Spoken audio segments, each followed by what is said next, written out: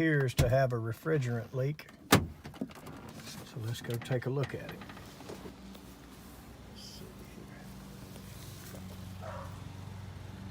And from when you looked it up, you thought for some reason. All right. That's exactly what I walked up to. I'm going to start by first finding out what's in it. Well, that was loose.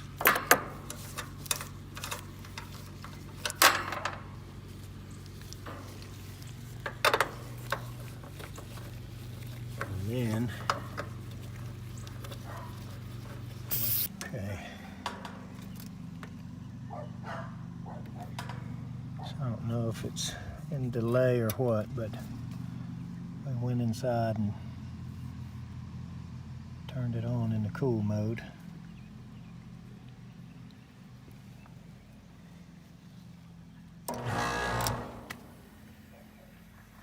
Let's see if we've got signal.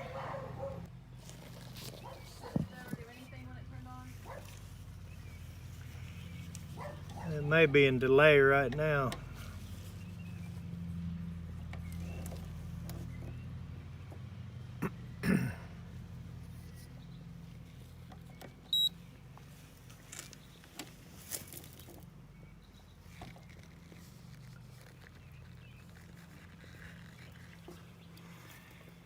Okay. It's common in yellow.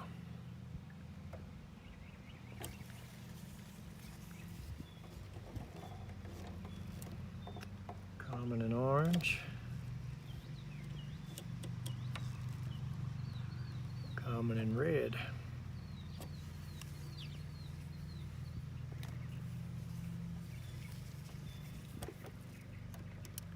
So it appears it's not going through the board.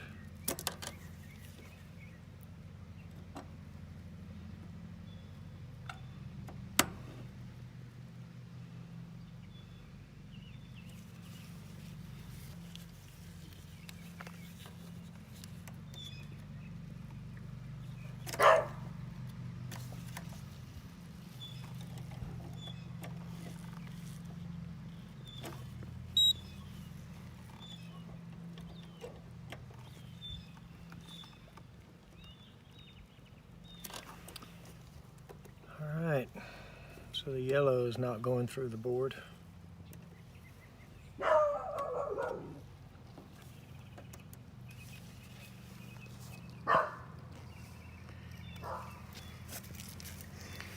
I've determined that by going from the common on the contactor to the yellow coming into the board. We've got 26. Now that could simply just be the delay, or there could be a problem with this board. So,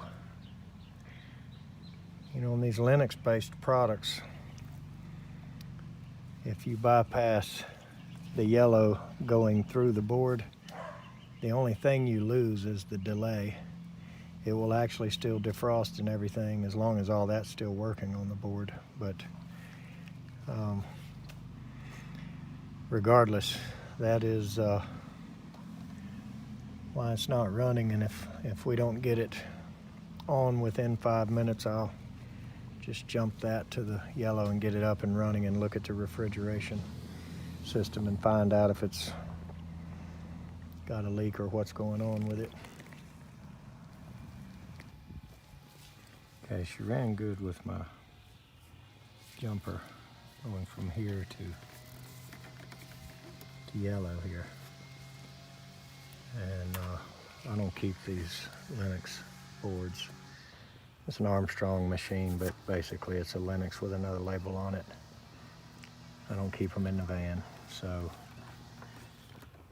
just to get it going for right now, I've put this jumper from the yellow coming into the board over to the yellow in the contactor. Now I did take these two high pressure switch leads off and tested through it, and it's good. So The signal's making it all the way to right here. So it's coming out of the board on this bottom terminal. It's hot, 24 volts right there, or 26 point something, and going through the high pressure switch and coming back to here. So it's not making it from here to the output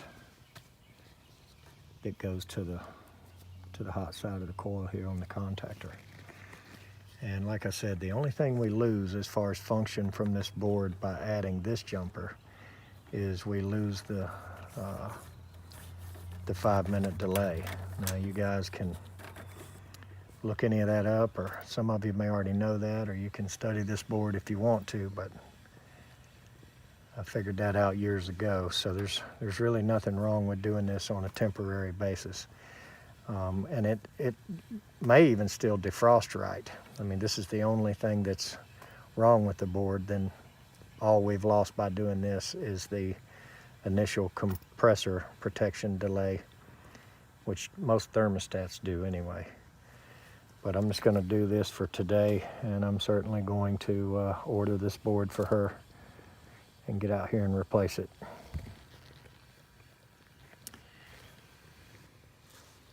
Now, as far as the charge, there it is sitting there equalized after I've run it a little bit. I did run it for, I guess, 10-12 minutes. And it's a little bit low, not terrible. And after talking further with the customer, I found out that the last time it was charged, which was last summer in July, it was actually one of my guys that came and topped it off and, you know, gave her the options of a leak check or just a gas and go at the time, which that's what she chose at the time. So of course I'm going to give her those same options again today, but the reason it was not running is the board not sending signal to the contactor. So let's see where we end up at. We're going to have to add a little bit, and then we'll talk to her about the options on it. I looked around out here. I don't see any oil anywhere. I don't see any real obvious signs of a big leak. I am going to check that Schrader. Obviously, one of my guys was the last one that touched it, so he was sloppy enough to leave the daggum cap off of it, or at least off the low side there. So, guess I'm not surprised. Regardless, I'm going to check that and talk to her about doing a leak check after I confirm that's not it. But I'll tell you what, these valves right here, I don't know how you would look at where it is. I don't know how you would remove that core in order to. It just doesn't look to me like the tool is going to fit in there. So I don't know how you would change that valve core without having to remove the whole charge. That's bad right there. There's no core removal tool that's going to go on there. I've seen a couple of units that have that problem. That's a really poor design from Lennox right here to do that. And I've seen the new Run True by Train. A couple of those, not all of them, but a couple of those have the same problem with how they place the service valve that has the Schrader core and service port, you know, facing against metal. I mean, it would literally require you removing this panel or getting it loose and folding it back. It would require quite a bit to change that valve core without losing the charge. So I'm not sure which way I would go. I think I may actually look into that and possibly take this panel loose before I recovered the whole thing. If that's indeed leaking, we've got to figure that out first.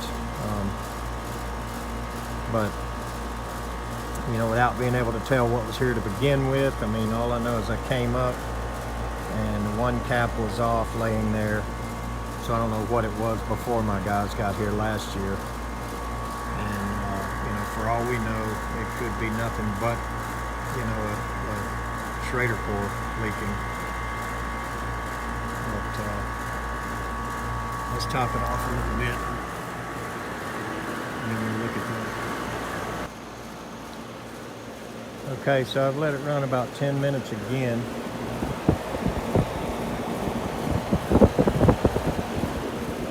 And subcooling going from 7 to 7.3 and 4 and back down to 7. It's fluctuating right between 7 and 7.3, 7.4. Not real bad.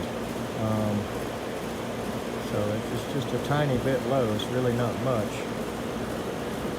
Just a tad high superheat wise, but I'm not going to bother to calculate all this and figure this out. These machines don't come with a subcooling rating on the sticker like a lot of them do, which makes it a lot easier when they do. But I'm going to check that Schrader and just take a quick look inside the air handler if I can get to it in the attic right quick and just see if I see oil or any reason to do a quick scan, or if we really need to do a leak test here. But let's check the obvious first and move on from there. This thing's got enough charge in it to where I'm not going to bother to top it off before I look any further. Normally I do. Normally I get it up to full charge and then look, because regardless of what I'm going to do to fix a leak, I'm going to leave them in operation when I leave here. So some of you guys had asked questions about why in the world did you top it off first? Well, suppose I ran into something I couldn't do today, and usually any type of refrigerant leak beyond a core, you know, valve core, or tightening something, you know, whatever.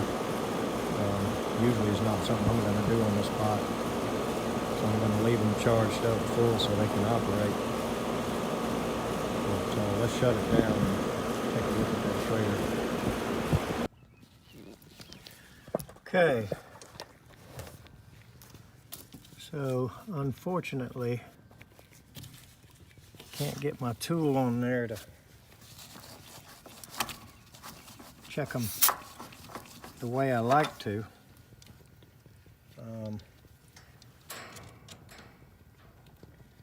Another thing I had not too long ago, can't seem to find it since I moved into this other truck, is I had a little gauge. You know, you've seen the little small, just a gauge and a connector that several of them use. They call them Z manifold gauges for some reason. Zach uses them, John Israel uses them, a bunch of them do. And I've got some of those, but not one with a hose on it. And I had one somewhere, and I haven't seen it for a while. It has a little short 6-inch hose on it. I could screw that on it, and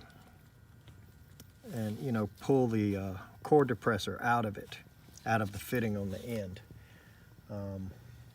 You know, on the old style hoses, now not on these, but on the old style hoses that weren't these you know, low loss, you could just reach in there with a pair of needle nose and jerk the core depressor out of it. And that's what I had on that one, so it would not depress the core, and the hose would screw on it and seal with a rubber O-ring, and you could watch the gauge to see if it climbed up any. And that was another way of checking Schraders. I hate to do it with this. I really hate to, but because I just don't want soap all over the thing, and don't want to risk getting that into the system. But so I'll put some on my finger and try to get up here and see if I can get it to bubble by looking at it. And it looks like I am actually getting some.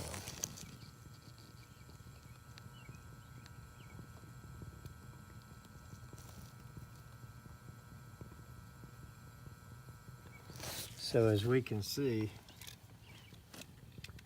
what I really did not want to find was this Schrader leaking.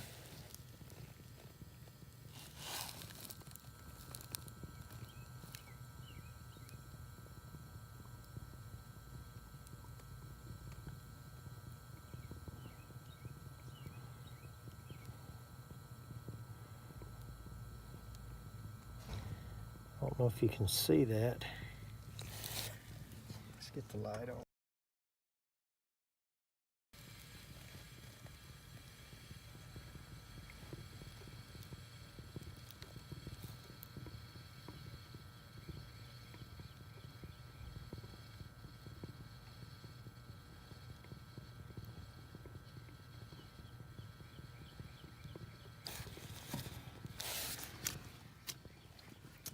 Hopefully you're able to see that on the camera. I don't know if you can or not, but that's definitely a small leak there. So I've got a little short Schrader tool that'll just tighten it up. Don't have a way to change it. In and out of it, as you can see. It's just not going to happen. Certainly not going to be able to change that valve core. So all I can really do here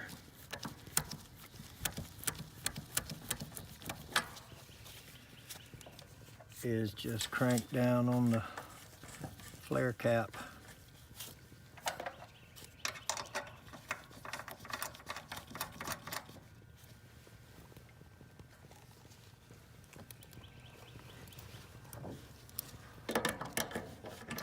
I did check it with my stem itself. I couldn't get it into the tool, but I got it in there by itself and made sure, and it's tight. So being loose is not the reason it was leaking.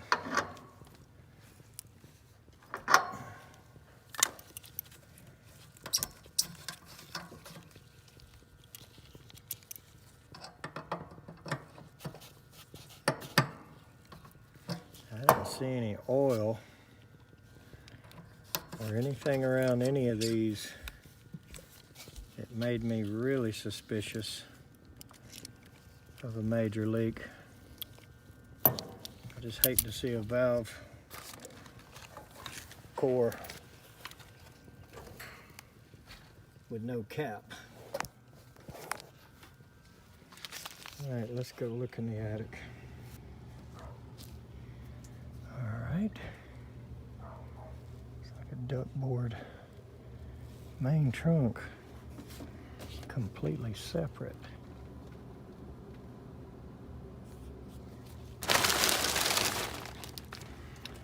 So it looks like they have a plenum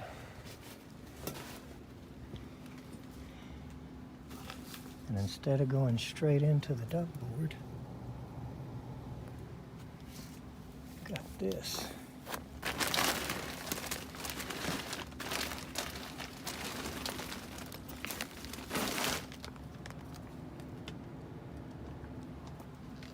Pile of screws there, and I just do not know why. You know, if you're going to use duckboard, I don't know why it's not connected. So there's two 90s that inhibit the airflow a bit that doesn't seem to be necessary. It looks like that thing's been capped. Like maybe it was connected before they did the change out. And then when they did the change out, they decided to do all this. It feels awful thin, like nothing to tape.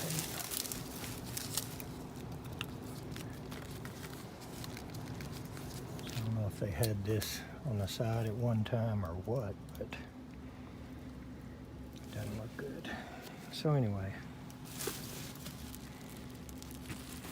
let's try to stick to what we're looking at today, which is the machine itself.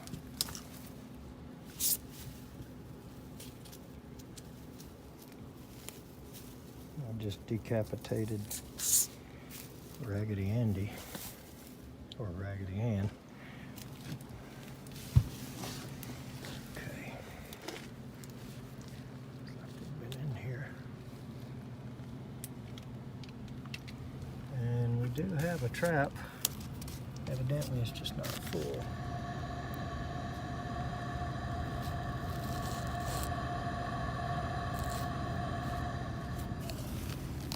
Boy, I don't think I'd try to even clean that. Just cut that out and replace it. Alright, let's see if we can look in here.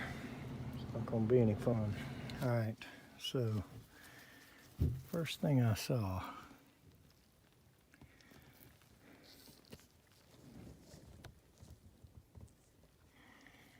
is that the insulation totally come loose, laying down on the blower and on the coil. And this is a Concord, is kind of a lower label of the Armstrong brand, and Armstrong being a lower label of the Lennox family. Sort of tells you where some of this comes from. I just wanted to get this door off. And that's going to affect our performance and readings. That's for sure.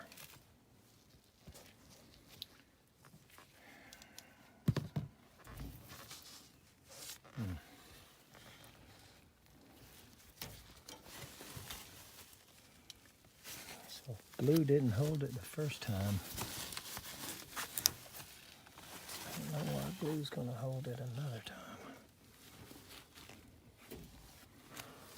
This is a mess.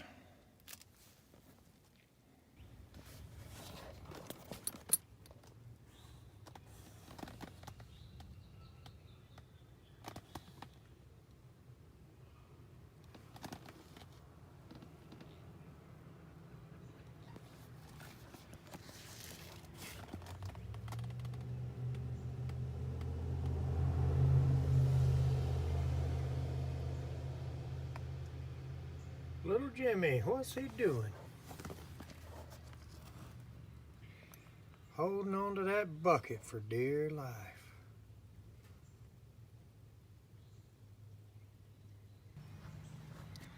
He don't want to come out of that bucket. Must be something wrong with him. He is holding on for dear life.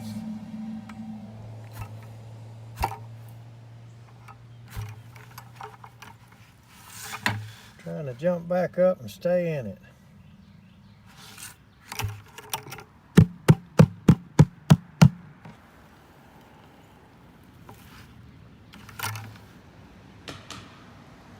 Well, he came out.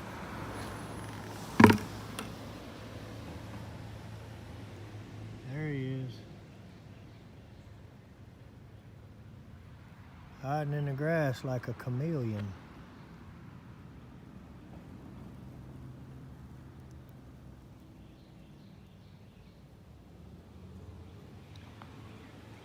I think something's wrong with him.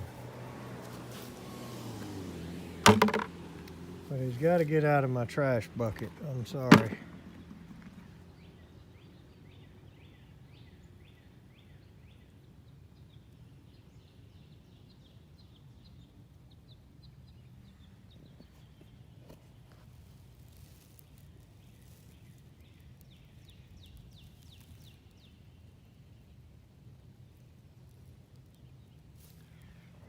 Something wrong with him. All right. I don't carry a whole lot with me, but I found this strip of metal up here. So I've cut it in half, long ways, and I'm going to take it and put it under here and hold it and screw it down through the top and hold this thing up at least enough to let her cut it back on, and at least try to keep her running to some level. I think I'm wasting my time with trying to glue it back, but let's see what we can do here. All right, some screws, 3 of them there and here. And so what I did was just stuck those 2 pieces of metal up. Looks like I only put 2 in that front one to keep it up off the blower. That should at least let her run it for now. I'm gonna try to get a 3rd one back there in that back. Looks like I forgot about that. Not crazy about that buckle in the front there, but this is all, I don't know if it's all stretched out or maybe it needed to be pulled a little further that way. But I think it'll at least stay up. And she will at least be able to run it. Not great, but this definitely has to be fixed. One option would probably be just to tear that out. It's not connected to the back piece. So just tear it out of the top and just insulate the top of this cabinet from the outside. That'd be, you know, one option. I looked around to see if I saw any obvious oil anywhere, you know, to try to see where we might be losing refrigerant without doing an extensive leak test here. So, you know, did get a little bit of a leak on one of the Schraders outside, but other than that, I don't know how much money and time it's worth putting into this kind of system, but we got to at least get her some air. It's starting to get hot outside. Let's get it cranked back up and see how we do. All right. Let's go over here and try to get the disconnect back in. That was another thing a little bit goofy here.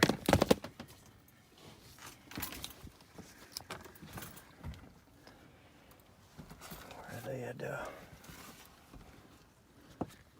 and there's no damper in that. I looked, it says down damper right there. It says open on the duct, but I felt all around in that, and I sure couldn't find it if there was one in it. But here's the disconnect mounted on an angle. So it's a challenge to keep that back plastic piece in while you put the handle in. So